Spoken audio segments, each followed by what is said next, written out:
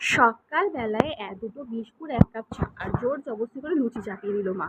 লুচি খেতে আমি ভালোই বাসি চা দিয়ে, কিন্তু সেদিনকে না শরীরটা ঠিক ভালো লাগছিল না। যেহেতু সকালবেলা ঘুম থেকে উঠে বাড়ি চলে আসছিলাম, মনটা খারাপ লাগছিল। Hello friends, good morning, welcome back to a new blog, welcome back to Tania blogs. আমি তানিয়া ব্লগসে তোমাদের সকলকে জানাই অনেক ওয়েলকাম। আশা করি তোমরা সবাই খুব ভালো আছো, আর আমিও খুব খুব খুব ভালো আছি। আমাদের বাড়িতে দেখেছো চারিদিকে কিন্তু সবুজে ঘেরা, আর মা সকাল সকাল লেবু, আমড়া, পিয়ারা সব গাছ থেকে পেড়ে দিল। সব কিন্তু এগুলো আমাদের বাড়ির গাছের। হ্যাঁ, মেয়ে বাড়ি যাবে, মেয়েকে তো সব কিছু দিতেই হবে। সব কিছু বোঝাই করে নিয়ে আমি এখন চললাম এরকম শান্ত মেঘের নিচ দিয়ে আর ফুরফুরে হাওয়া খেতে খেতে। সকালবেলার ভিউটা উপভোগ করতে করতে আমরা গল্প করতে করতে ফিরছিলাম, তাই অতটা রাস্তায় কোনো কষ্ট হয়নি। যে রোদ্দুরের একটা কষ্ট না, সেটা হয়নি সকাল সকাল বেরিয়েছি বলে। হালকা হালকা একটু জ্যামে পড়ছিলাম।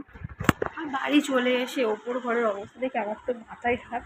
সেগুলো যদি এখন পরিষ্কার করতে বসতাম কিছুই কাজ হতো না। ওই জন্য এসে কিছু জামা কাপড় কেচে আর স্নানটা করে নিচে চলে এসেছি আমি। আর টিফিনে বানিয়েছিলাম রুটি, সিমুই আর আলু ভাজা। আর পাখিগুলোকে আজকে দিয়েছিলাম একটুখানি ছাতু মেখে। চলো দুপুরবেলা কী কী রান্না করেছি বলি। আজকে করেছিলাম প্রস্তুতি চিচিঙ্গে ভাজা, আর কি বলে খেসারির ডাল বেটে মানে ভিজিয়ে বেটে তরকারি করেছিলাম আলু দিয়ে, মুগ ডাল করেছিলাম, চাটনি করেছিলাম, আর লেবু কেটে নিয়েছিলাম, শশা নিয়েছিলাম, আর গরম গরম ভাত তার সঙ্গে আছেই। দুপুরবেলা খাওয়া দাওয়া করে কোনোরকম ঘুমিয়ে পড়েছিলাম ঘরে। আমার তো গা চিবড়ি চিবড়ি করছে, যতক্ষণ না আমি ঘর দর পরিষ্কার করবো কিছুই আমার ভালো লাগবে না। আর আমি মঙ্গলবার বিকালে গিয়েছিলাম, 2 দিন ছিলাম ওখানে। তোমাদের দাদাভাই অতটা পরিষ্কার করতেও পারে না, আর সময়ও পায় না। যতটুকু পেরেছে করেছে, এবার আমাকে আমার মতনভাবে করে নিতে হবে। প্রথমেই তো ঘুম থেকে উঠে বিছানাটাকে ভালো করে পরিষ্কার করে নিলাম, টান টান করে পেতে একদম আমি আমার মতন করে। আর কি করা যাবে বলো, আমাকে তো আমার বাড়িতে যেতেও হবে। আর দুটো বাড়ি আমার, দুটো মানুষ, সব জায়গার মানুষই আমার দায়িত্ব আমার।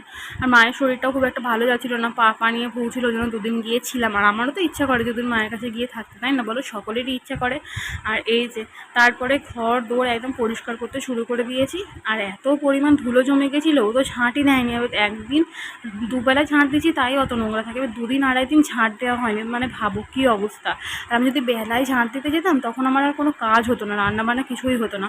ওই কারণে বেলায় ছেড়ে দিয়েছিলাম, কোনোরকম বিছানাটা ঝেড়ে আর শুয়ে পড়েছিলাম। এসে এখন বিকালবেলা ঘুম থেকে উঠে একদম ডিপ ক্লিন করতে শুরু করে দিয়েছি। বুঝতেই পারছো একদম ঘরের অবস্থা দেখে তোমরা হাঁপিয়ে যাচ্ছি, কোনখান থেকে পরিষ্কার করবো আর কোনখান থেকে করবো না সেটাই বুঝতে পারছি না। আর ওই সব মানে পরিষ্কার করার পর আমার তো ডাস্ট অ্যালার্জি শরীর থেকে শুরু হয়ে গেছে, চোখ থেকে জল পড়া আর হ্যাঁচো, শরীর খুবই খারাপ। তাও একবার নিচে গেলাম কষ্ট করে, গোপু সোনাকে একটুখানি আদর করে ঘুম পাড়িয়ে দিয়ে এলাম। আর তারপরে রাত্রেবেলা রান্নাটাও করে নিয়েছি। এখানে মিষ্টি ছিল আর রুটি করে নিয়েছি, আর এখানে করেছি একটু সাদা আলুর তরকারি আমার জন্য, কারণ আমার পটল আলুর তরকারি খেতে ভালো লাগছিল না।